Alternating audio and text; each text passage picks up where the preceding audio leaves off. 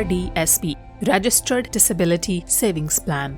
ਇਹ ਇੱਕ powerful tool ਹੈ ਜੋ ਕਿ ਕੈਨੇਡਾ ਵਿੱਚ ਡਿਸੇਬਲ ਲੋਕਾਂ ਅਤੇ ਉਹਨਾਂ ਦੇ ਪਰਿਵਾਰਾਂ ਨੂੰ ਸੇਵਿੰਗਸ ਕਰਨ ਦੇ ਵਿੱਚ ਮਦਦ ਕਰਦਾ ਹੈ। ਇਹ RRSP ਵਰਗਾ ਹੀ ਰਜਿਸਟਰਡ ਪਲਾਨ ਹੈ। ਫਰਕ ਇਹ ਹੈ ਕਿ ਇਸ ਦੇ ਵਿੱਚ ਸਰਕਾਰ ਗ੍ਰਾਂਟਸ ਦਿੰਦੀ ਹੈ, ਪਰ ਇਸ ਦੇ ਵਿੱਚ ਕੰਟਰੀਬਿਊਟ ਕਰਨ ਦੇ ਨਾਲ ਟੈਕਸ ਦੀ ਛੋਟ ਨਹੀਂ ਮਿਲਦੀ। ਇਸ ਬਾਰੇ ਪੂਰੀ ਜਾਣਕਾਰੀ ਇਸ ਪੋਡਕਾਸਟ ਦੇ ਵਿੱਚ ਮਿਲੇਗੀ। Registered disability savings plan Canadian ਸਰਕਾਰ ਵੱਲੋਂ 2008 ਦੇ ਵਿੱਚ ਸ਼ੁਰੂ ਕੀਤਾ ਗਿਆ ਸੀ। ਅਸੀਂ ਜਾਣਾਂਗੇ ਕਿ ਇਸ ਅਕਾਊਂਟ ਲਈ ਕੌਣ ਕੁਆਲੀਫਾਈ ਕਰਦਾ ਹੈ, ਇਸ ਅਕਾਊਂਟ ਨੂੰ ਤੁਸੀਂ ਕਿਵੇਂ ਖੋਲ੍ਹ ਸਕਦੇ ਹੋ, ਕਿਹੜੀਆਂ ਗ੍ਰਾਂਟਸ ਅਵੇਲੇਬਲ ਹਨ, ਇਨਵੈਸਟਮੈਂਟ ਆਪਸ਼ਨਸ ਕੀ ਹਨ ਅਤੇ ਇਸ ਵਿੱਚੋਂ ਪੈਸੇ ਕਦੋਂ ਅਤੇ ਕਿੱਦਾਂ ਕਢਾਏ ਜਾ ਸਕਦੇ ਹਨ। ਸੋ ਉਮੀਦ ਹੈ ਕਿ ਅੱਜ ਦੇ ਇਸ ਪੋਡਕਾਸਟ ਤੋਂ ਬਾਅਦ ਇਹ ਸਮੱਸਿਆ ਨਹੀਂ ਰਹੇਗੀ। ਸਭ ਤੋਂ ਪਹਿਲੀ ਕੁਆਲੀਫਿਕੇਸ਼ਨ, ਤੁਸੀਂ ਕੈਨੇਡੀਅਨ ਰੈਜ਼ੀਡੈਂਟ ਹੋਣੇ ਚਾਹੀਦੇ ਹੋ। ਦੂਸਰਾ, ਤੁਹਾਡੇ ਕੋਲ ਸੋਸ਼ਲ ਇੰਸ਼ੋਰੈਂਸ ਨੰਬਰ ਹੋਣਾ ਚਾਹੀਦਾ ਹੈ। ਇੱਥੇ ਇਹ ਜਾਣਨਾ ਜ਼ਰੂਰੀ ਹੈ ਕਿ ਜੇ ਕੋਈ ਆਪਣੇ ਬੱਚੇ ਜਾਂ ਪਰਿਵਾਰ ਦੇ ਮੈਂਬਰ ਦੇ ਲਈ ਇਹ ਅਕਾਊਂਟ ਖੋਲ੍ਹ ਰਿਹਾ ਹੈ ਤਾਂ ਬੈਨੀਫੀਸ਼ੀਅਰੀ ਅਤੇ ਅਕਾਊਂਟ ਹੋਲਡਰ ਦੋਨਾਂ ਦੇ ਕੋਲ ਸੋਸ਼ਲ ਇੰਸ਼ੋਰੈਂਸ ਨੰਬਰ ਹੋਣਾ ਜ਼ਰੂਰੀ ਹੈ। ਅਗਲੀ ਰਿਕੁਆਇਰਮੈਂਟ ਹੈ ਕਿ ਤੁਸੀਂ ਡਿਸੇਬਿਲਿਟੀ ਟੈਕਸ ਕ੍ਰੈਡਿਟ ਦੇ ਲਈ ਕੁਆਲੀਫਾਈ ਕਰਦੇ ਹੋਵੋ। ਡਿਸੇਬਿਲਿਟੀ ਟੈਕਸ ਕ੍ਰੈਡਿਟ ਕਿਵੇਂ ਅਪਲਾਈ ਕਰਨਾ, ਇਸ ਬਾਰੇ ਜਾਣਨ ਦੇ ਲਈ ਪੋਡਕਾਸਟ ਦੇ ਨਾਲ ਬਣੇ ਰਹੋ। ਫਿਰ ਆਖਰੀ ਕੁਆਲੀਫਿਕੇਸ਼ਨ ਹੈ ਕਿ ਬੈਨੀਫੀਸ਼ੀਅਰੀ 60 ਸਾਲ ਤੋਂ ਘੱਟ ਦੀ ਉਮਰ ਦਾ ਹੋਵੇ। ਅਸਲ ਵਿੱਚ ਜੇ ਗ੍ਰਾਂਟ ਦੇ ਲਈ ਅਕਾਊਂਟ ਖੋਲ੍ਹਿਆ ਜਾ ਰਿਹਾ ਹੈ ਤਾਂ 49 ਸਾਲ ਦੀ ਉਮਰ ਤੱਕ ਹੀ ਗ੍ਰਾਂਟ ਮਿਲੇਗੀ, ਪਰ ਤੁਸੀਂ ਜੇ ਕੰਟਰੀਬਿਊਟ ਕਰਨਾ ਹੈ ਤਾਂ ਤੁਸੀਂ 59 ਸਾਲ ਯਾਨੀ 59 ਇਅਰਸ ਦੀ ਉਮਰ ਤੱਕ ਕੰਟਰੀਬਿਊਟ ਕਰ ਸਕਦੇ ਹੋ। ਹੁਣ ਆਉਂਦੀ ਹੈ ਡਿਸੇਬਿਲਿਟੀ ਟੈਕਸ ਕ੍ਰੈਡਿਟ ਐਪਲੀਕੇਸ਼ਨ। ਇਸ ਲਈ ਗਵਰਨਮੈਂਟ ਦਾ ਫਾਰਮ ਕੰਪਲੀਟ ਕਰਨਾ ਪਏਗਾ। ਡਿਸਕ੍ਰਿਪਸ਼ਨ ਦੇ ਵਿੱਚ ਇਸ ਫਾਰਮ ਦਾ ਲਿੰਕ ਦਿੱਤਾ ਗਿਆ ਹੈ। ਆਪਣੀ ਜਾਣਕਾਰੀ ਇਸ ਦੇ ਵਿੱਚ ਤੁਸੀਂ ਭਰ ਸਕਦੇ ਹੋ, ਆਪਣੇ ਡਾਕਟਰ ਦੇ ਕੋਲ ਲੈ ਕੇ ਜਾ ਸਕਦੇ ਹੋ। ਡਾਕਟਰਸ ਦਾ ਵੀ ਇਸ ਫਾਰਮ ਨੂੰ ਪੜ੍ਹਨਾ ਜ਼ਰੂਰੀ ਹੈ ਕਿਉਂਕਿ ਉਹੀ ਇਸ ਫਾਰਮ ਦੇ ਉੱਤੇ ਤੁਹਾਡੀ ਡਿਸੇਬਿਲਿਟੀ ਨੂੰ ਕਨਫਰਮ ਕਰਨਗੇ ਅਤੇ ਫਿਰ ਤੁਸੀਂ ਇਹ ਫਾਰਮ ਸਬਮਿਟ ਕਰ ਸਕਦੇ ਹੋ।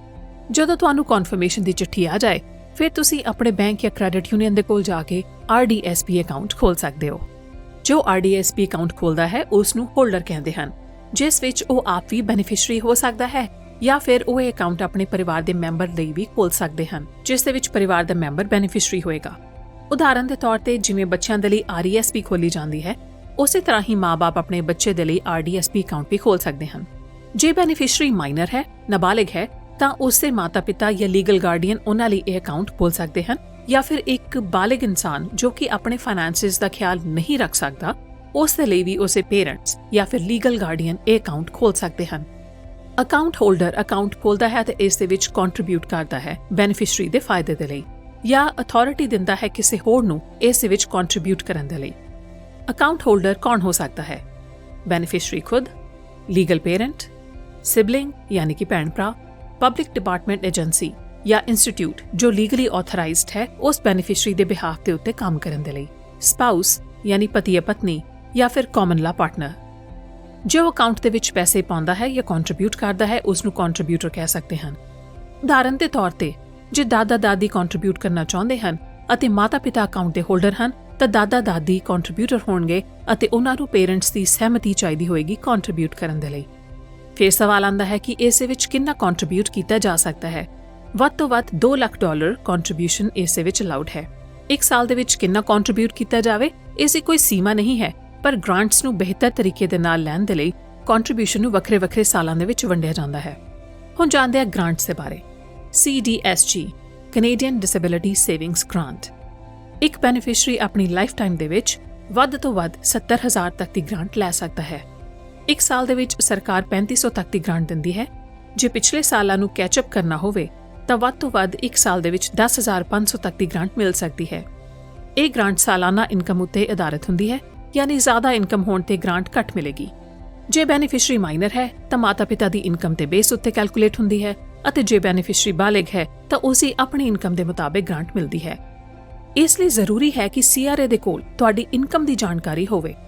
ਉਦਾਹਰਨ ਦੇ ਤੌਰ ਤੇ ਜੇ ਬੈਨੀਫੀਸ਼ੀਅਰੀ ਦੇ ਕੋਲ ਕੰਮ ਨਹੀਂ ਹੈ ਅਤੇ ਟੈਕਸ ਫਾਈਲ ਨਹੀਂ ਕੀਤਾ ਗਿਆ ਤਾਂ CRA ਦੇ ਕੋਲ ਉਹਨਾਂ ਦੀ ਇਨਕਮ ਦੀ ਜਾਣਕਾਰੀ ਨਹੀਂ ਹੋਏਗੀ। ਇਸ ਕੇਸ ਦੇ ਵਿੱਚ ਸਿਰਫ $1,000 ਗ੍ਰਾਂਟ ਹੀ ਦਿੱਤੀ ਜਾਏਗੀ।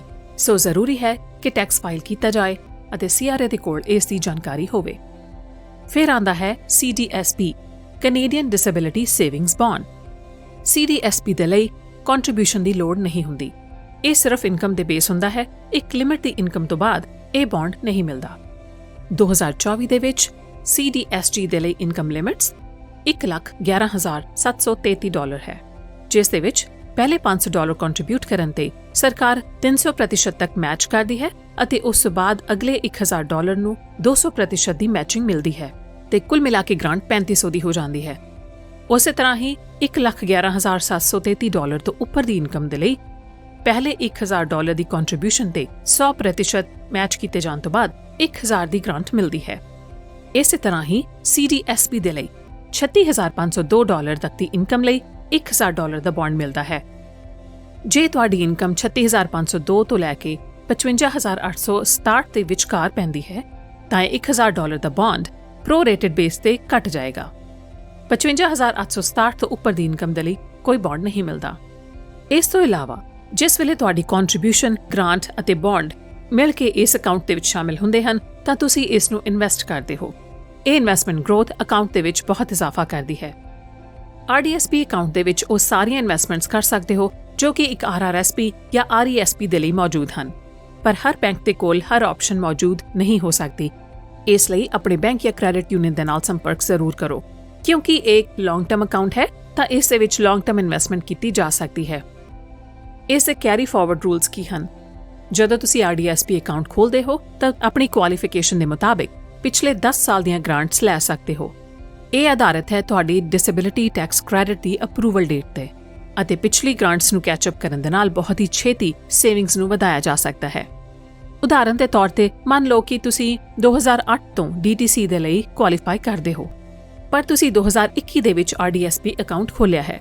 ਇਸ ਮਾਮਲੇ ਵਿੱਚ ਤੁਹਾਡੇ ਕੋਲ 2011 ਤੋਂ 2021 ਤੱਕ ਦੀਆਂ ਗ੍ਰਾਂਟਸ ਅਤੇ ਬੌਂਡਸ ਦੀ ਮੰਗ ਕਰਨ ਦਾ ਮੌਕਾ ਹੁੰਦਾ ਹੈ, ਜਿਸ ਨੂੰ ਤੁਸੀਂ ਆਉਣ ਵਾਲੇ ਸਾਲਾਂ ਦੇ ਵਿੱਚ ਇਕੱਠਾ ਕਰ ਸਕਦੇ ਹੋ। ਇੱਕ ਸਾਲ ਦੇ ਵਿੱਚ ਤੁਸੀਂ ਪਿਛਲੇ 2 ਸਾਲਾਂ ਦੀ ਗ੍ਰਾਂਟ ਲੈ ਸਕਦੇ ਹੋ। ਹੁਣ ਇਸ ਅਕਾਊਂਟ ਨੂੰ ਰਿਟਾਇਰਮੈਂਟ ਦੇ ਦੌਰਾਨ ਜਾਂ ਉਸ ਤੋਂ ਪਹਿਲਾਂ ਆਪਣੀ ਲੋੜ ਮੁਤਾਬਿਕ ਵਰਤਿਆ ਤਾਂ ਜਾ ਸਕਦਾ ਹੈ, ਪਰ RDSP ਵਿੱਚੋਂ ਪੈਸੇ ਕਢਾਉਣਾ ਸੌਖਾ ਨਹੀਂ ਹੁੰਦਾ, ਕਿਉਂਕਿ ਸਰਕਾਰ ਚਾਹੁੰਦੀ ਹੈ ਕਿ ਤੁਸੀਂ ਪੈਸੇ ਰਿਟਾਇਰਮੈਂਟ ਦੇ ਲਈ ਬਚੇ ਰਹਿਣ ਦਿਓ। ਇਸ ਲਈ ਤੁਸੀਂ ਆਪਣੇ ਪੈਸੇ ਕਿਸੇ ਵੀ ਸਮੇਂ ਕੱਢ ਤਾਂ ਸਕਦੇ ਹੋ, ਪਰ ਜੇ ਤੁਸੀਂ 10 ਸਾਲ ਹੋਣ ਤੋਂ ਪਹਿਲਾਂ ਆਪਣੇ ਪੈਸੇ ਕਢਵਾਉਂਦੇ ਹੋ ਤਾਂ ਗ੍ਰਾਂਟ ਅਤੇ ਬੌਂਡਸ ਵਾਪਸ ਲੈ ਲਏ ਜਾਣਗੇ। ਹਰ $1 ਵਿਡਰਾਲ ਦੇ ਉੱਤੇ $3 ਦੀ ਗ੍ਰਾਂਟ ਜਾਂ ਬੌਂਡ ਵਾਪਸ ਸਰਕਾਰ ਦੇ ਕੋਲ ਚਲੀ ਜਾਂਦੀ ਹੈ। ਸੋ ਇਹ ਅਕਾਊਂਟ ਰਿਟਾਇਰਮੈਂਟ ਵਾਸਤੇ ਖੋਲ੍ਹਿਆ ਜਾਵੇ ਤਾਂ ਹੀ ਬਿਹਤਰ ਹੈ। ਇਸ ਅਕਾਊਂਟ ਦੇ 3 ਹਿੱਸੇ ਹਨ। ਪਹਿਲਾ, ਤੁਹਾਡੇ ਜੋੜੇ ਪੈਸੇ, ਕਿਉਂਕਿ ਇਹ ਆਫਟਰ ਟੈਕਸ ਇਨਕਮ ਦੇ ਵਿੱਚੋਂ ਕੀਤੀ ਗਈ ਕੰਟਰੀਬਿਊਸ਼ਨ ਹੁੰਦੀ ਹੈ, ਇਸ ਲਈ ਕਢਾਉਣ ਵੇਲੇ ਇਸ ਦੇ ਉੱਤੇ ਟੈਕਸ ਨਹੀਂ ਲੱਗਦਾ। ਇਹ ਟੈਕਸ ਫ੍ਰੀ ਕੱਢੇ ਜਾ ਸਕਦੇ ਹਨ। ਦੂਸਰਾ ਭਾਗ ਹੈ ਸਰਕਾਰੀ ਗ੍ਰਾਂਟਸ ਅਤੇ ਬੌਂਡ। ਇਹ ਪੈਸੇ ਕੱਢਣ ਤੇ ਆਮਦਨ ਵਜੋਂ ਗਿਣੇ ਜਾਣਗੇ ਅਤੇ ਇਹਨਾਂ ਉੱਪਰ ਟੈਕਸ ਦੇਣਾ ਪਏਗਾ। ਇਨਵੈਸਟਮੈਂਟ ਇਨਕਮ ਜਾਂ ਫਿਰ ਨਿਵੇਸ਼ ਤੋਂ ਕੀਤੀ ਗਈ ਕਮਾਈ, ਇਹ ਵੀ ਇੱਕ ਆਮਦਨ ਹੈ। ਇਸ ਨੂੰ ਕਢਾਉਣ ਦੇ ਲਈ ਵੀ ਟੈਕਸ ਦਿੱਤਾ ਜਾਂਦਾ ਹੈ। ਤੁਸੀਂ ਆਪਣੀ RRSP ਨੂੰ ਵੀ RDSP ਦੇ ਵਿੱਚ ਰੋਲ ਓਵਰ ਕਰ ਸਕਦੇ ਹੋ ਗ੍ਰਾਂਟਸ ਲੈਣ ਦੇ ਲਈ, ਪਰ ਜੇ ਇਸ ਤਰ੍ਹਾਂ ਕੀਤਾ ਗਿਆ ਹੈ ਤਾਂ ਬਿਲਕੁਲ RRSP ਦੀ ਤਰ੍ਹਾਂ ਹੀ ਇਸ ਦੇ ਵਿੱਚੋਂ ਪੈਸੇ ਕਢਾਉਣ ਦੇ ਉੱਤੇ ਟੈਕਸ ਲੱਗੇਗਾ। ਹੁਣ ਕਢਾਉਣ ਦੇ ਇਸ ਸਿਸਟਮ ਦੇ ਵਿੱਚ ਇੱਕ ਛੋਟ ਦਿੱਤੀ ਗਈ ਹੈ। ਜੇ ਡਾਕਟਰਸ ਦੇ ਮੁਤਾਬਿਕ ਕਿਸੇ ਵੀ ਵਜ੍ਹਾ ਦੇ ਕਾਰਨ ਜੇ ਤੁਹਾਡੀ ਉਮਰ 5 ਸਾਲ ਜਾਂ ਇਸ ਤੋਂ ਘੱਟ ਦੀ ਰਹਿ ਗਈ ਹੈ ਤਾਂ ਤੁਸੀਂ 10,000 ਤੱਕ ਪ੍ਰਤੀ ਸਾਲ RDSP ਵਿੱਚੋਂ ਬਿਨਾਂ ਗ੍ਰਾਂਟਸ ਦੀ ਵਾਪਸੀ ਦੇ ਕਢਾ ਸਕਦੇ ਹੋ। ਤੁਸੀਂ ਸਕਰੀਨ ਤੇ RDSP ਅਕਾਊਂਟ ਨੂੰ ਖੋਲ੍ਹਣ ਦਾ ਪੂਰਾ ਪ੍ਰੋਸੈਸ ਦੇਖ ਸਕਦੇ ਹੋ। ਸਭ ਤੋਂ ਪਹਿਲਾਂ ਡਿਸੇਬਿਲਿਟੀ ਟੈਕਸ ਕ੍ਰੈਡਿਟ ਦੇ ਲਈ ਕੁਆਲੀਫਾਈ ਕਰਨਾ, ਉਸ ਤੋਂ ਬਾਅਦ ਆਪਣੇ ਬੈਂਕ ਜਾਂ ਕ੍ਰੈਡਿਟ ਯੂਨੀਅਨ ਦੇ ਨਾਲ RDSP ਐਪਲੀਕੇਸ਼ਨ ਦਾ ਫਾਰਮ ਭਰਨਾ। 2 ਗ੍ਰਾਂਟ ਫਾਰਮਸ Annex A ਅਤੇ Annex B, CDSG ਅਤੇ CDSP ਇਸ ਲਈ ਭਰੇ ਜਾਂਦੇ ਹਨ। ਕੁਝ ਖਾਸ ਗੱਲਾਂ ਦਾ ਧਿਆਨ ਰੱਖਣਾ ਜ਼ਰੂਰੀ ਹੈ। ਸਭ ਤੋਂ ਪਹਿਲਾਂ ਇੱਕ RDSP ਇੱਕ ਬੈਂਕ ਤੋਂ ਦੂਸਰੇ ਬੈਂਕ ਦੇ ਵਿੱਚ ਟ੍ਰਾਂਸਫਰ ਹੋ ਸਕਦੀ ਹੈ, ਪਰ ਤੁਸੀਂ ਇੱਕ ਸਮੇਂ ਦੇ ਵਿੱਚ ਇੱਕ ਤੋਂ ਵੱਧ RDSP ਨਹੀਂ ਖੋਲ੍ਹ ਸਕਦੇ। CDSG ਅਤੇ CDSP ਦੇ ਲਈ ਬੈਨੀਫੀਸ਼ਰੀ ਉਸ ਸਾਲ ਦੀ ਦਸੰਬਰ 31 ਤੱਕ ਕੁਆਲੀਫਾਈ ਕਰਦੇ ਹਨ ਜਿਸ ਸਾਲ ਉਹ 49 ਸਾਲ ਦੇ ਹੋ ਜਾਂਦੇ ਹਨ। ਜਦੋਂ ਤੁਸੀਂ ਪੁਰਾਣੀਆਂ ਗ੍ਰਾਂਟ ਅਤੇ ਬੌਂਡ ਨੂੰ ਕੈਚ ਅਪ ਕਰਦੇ ਹੋ ਤਾਂ ਇੱਕ ਸਾਲ ਵਿੱਚ ਵੱਧ ਤੋਂ ਵੱਧ 10,500 CDSG ਅਤੇ 11,000 ਤੱਕ ਦੀ ਬੌਂਡ ਲੈ ਸਕਦੇ ਹੋ, ਅਤੇ ਇੱਕ ਸਮੇਂ ਦੇ ਵਿੱਚ RDSP ਦੇ ਵਿੱਚ ਇੱਕੋ ਹੀ ਬੈਨੀਫੀਸ਼ਰੀ ਹੋ ਸਕਦਾ ਹੈ। ਆਓ ਇੱਕ ਕੇਸ ਸਟੱਡੀ ਵੱਲ ਝਾਤ ਮਾਰਦੇ ਹਾਂ। ਮੰਨ ਲਓ ਕਿ ਸੋਨੀਆ 10 ਸਾਲ ਦੀ ਬੱਚੀ ਹੈ ਜੋ ਕਿ DTC ਦੇ ਲਈ ਕੁਆਲੀਫਾਈ ਕਰਦੀ ਹੈ। ਉਸ ਦੇ ਪੇਰੈਂਟਸ ਨੇ ਡਿਸਾਈਡ ਕੀਤਾ ਕਿ RDSP ਖੋਲ੍ਹੀ ਜਾਏ ਅਤੇ ਉਹਨਾਂ ਨੇ $1,500 ਸਾਲਾਨਾ ਉਸ RDSP ਅਕਾਊਂਟ ਦੇ ਵਿੱਚ ਕੰਟਰੀਬਿਊਟ ਕੀਤੇ। ਪਰਿਵਾਰ ਦੀ ਇਨਕਮ ਮੋਡੈਸਟ ਹੈ, ਸੋ ਇਸ ਲਈ ਉਹ ਪੂਰੀ CDSG ਗ੍ਰਾਂਟ ਦੇ ਲਈ ਕੁਆਲੀਫਾਈ ਕਰਦੀ ਹੈ। ਤੁਸੀਂ ਇਹ ਦੇਖ ਸਕਦੇ ਹੋ ਇਸ ਗ੍ਰਾਫ ਦੇ ਵਿੱਚ ਕਿ ਪਹਿਲੇ ਸਾਲ $1,500 ਦੀ ਕੰਟਰੀਬਿਊਸ਼ਨ ਤੋਂ ਬਾਅਦ ਉਸ ਨੂੰ $3,500 ਦੀ ਗ੍ਰਾਂਟ ਮਿਲੀ। ਹਰ ਸਾਲ ਇਸੇ ਤਰ੍ਹਾਂ ਹੀ 5,000 ਦੀ ਕੰਟਰੀਬਿਊਸ਼ਨ ਵੱਧਦੀ ਗਈ ਅਤੇ 10 ਸਾਲਾਂ ਮਗਰੋਂ 5% ਦੇ assumed annual rate of return ਦੇ ਉੱਤੇ ਉਸ ਦੇ 20 ਸਾਲ ਦੇ ਹੋਣ ਤੱਕ ਇਹ ਸੇਵਿੰਗਸ ਕਿੱਥੇ ਤੱਕ ਪਹੁੰਚ ਗਈਆਂ ਹਨ। ਇਸੇ ਤਰ੍ਹਾਂ ਹੀ ਜੇ ਦੂਸਰੀ ਕੇਸ ਸਟੱਡੀ ਨੂੰ ਦੇਖਿਆ ਜਾਏ ਤਾਂ ਜਤਿਨ ਜੋ ਕਿ 35 ਸਾਲ ਦਾ ਹੈ ਅਤੇ ਰੀਸੈਂਟਲੀ ਹੀ DTC ਦੇ ਲਈ ਕੁਆਲੀਫਾਈ ਕੀਤਾ ਹੈ, ਉਸਨੇ ਆਪਣੀ RDSP ਅਕਾਊਂਟ ਖੋਲ੍ਹਿਆ, $2000 ਸਾਲਾਨਾ ਉਸੇ ਵਿੱਚ ਪਾਏ, ਪਰ ਕਿਉਂਕਿ ਉਸਦੀ ਇਨਕਮ ਘੱਟ ਸੀ ਇਸ ਲਈ ਉਹ CDSP ਦੇ ਵਾਸਤੇ ਕੁਆਲੀਫਾਈ ਕਰਦਾ ਹੈ। ਇਸ ਤਰ੍ਹਾਂ ਦੇ ਨਾਲ 2000 ਦੀ ਆਪਣੀ ਕੰਟਰੀਬਿਊਸ਼ਨ, 3500 ਗ੍ਰਾਂਟ ਔਰ 1000 ਦਾ ਬੌਂਡ, ਕੁੱਲ ਮਿਲਾ ਕੇ $6500 ਅਗਲੇ 25 ਸਾਲਾਂ ਤੱਕ ਉਸਨੂੰ ਬਹੁਤ ਜ਼ਿਆਦਾ ਗਰੋਥ ਦੇ ਰਹੇ ਹਨ, ਜਿਸ ਦੇ ਕਾਰਨ ਉਹ ਆਪਣੀ ਰਿਟਾਇਰਮੈਂਟ ਦੇ ਵਿੱਚ ਬਹੁਤ ਹੀ ਅੱਛੀ ਇਨਕਮ RDSP ਤੋਂ ਪਾ ਸਕਦਾ ਹੈ। ਜੇ ਅਸੀਂ ਕੰਪੈਰੀਜ਼ਨ ਦੇਖੀਏ RDSP ਅਤੇ ਨਾਨ RDSP ਸੇਵਿੰਗਸ ਦਾ, ਗ੍ਰਾਂਟਸ ਕਰਕੇ ਅਤੇ ਉਹਨਾਂ ਗ੍ਰਾਂਟਸ ਅਤੇ ਕੰਟਰੀਬਿਊਸ਼ਨ ਤੇ ਮਿਲੀ ਹੋਈ ਗਰੋਥ ਦੇ ਫਰਕ ਕਾਰਨ ਤੁਸੀਂ ਦੇਖ ਸਕਦੇ ਹੋ ਕਿ ਸੇਵਿੰਗਸ ਦੇ ਵਿੱਚ ਬਹੁਤ ਹੀ ਵੱਡਾ ਫਰਕ ਹੈ। ਇਸ ਲਈ ਅੰਤ ਵਿੱਚ ਇਹੀ ਕਹਿ ਸਕਦੇ ਹਾਂ ਕਿ RDSP ਇੱਕ ਬਿਹਤਰੀਨ ਅਕਾਊਂਟ ਹੈ ਜਿਸ ਦੇ ਬਹੁਤ ਫਾਇਦੇ ਹਨ। ਡਿਸੇਬਿਲਿਟੀ ਵਾਲੇ ਲੋਕਾਂ ਨੂੰ ਵਿੱਤੀ ਸੁਰੱਖਿਆ, ਫਾਈਨੈਂਸ਼ੀਅਲ ਸਿਕਿਉਰਿਟੀ ਪ੍ਰਾਪਤ ਕਰਨ ਦੇ ਵਿੱਚ ਇਹ ਮਦਦ ਕਰਦਾ ਹੈ। ਇਸ ਵਿੱਚ ਪੈਸੇ ਜੋੜ ਕੇ ਤੁਸੀਂ ਬਹੁਤ ਸਾਰੇ ਸਰਕਾਰੀ ਫਾਇਦੇ ਪ੍ਰਾਪਤ ਕਰ ਸਕਦੇ ਹੋ, ਆਪਣੀ ਰਿਟਾਇਰਮੈਂਟ ਨੂੰ ਸੁਨਿਸ਼ਚਿਤ ਅਤੇ ਸਿਕਿਉਰ ਕਰ ਸਕਦੇ ਹੋ।